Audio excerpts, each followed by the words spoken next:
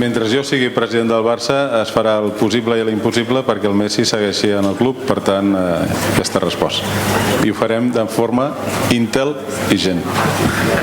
Amb tanta tecnologia, quan els aficionats del Barça tindran wifi a l'estadi? Des del departament de màrqueting del club estem treballant molt fort per poder anunciar quelcom en els propers mesos. ¿Cuándo presentará el acuerdo de la renovación de Iniesta, que me imagino que también pretenderá que dure mucho tiempo?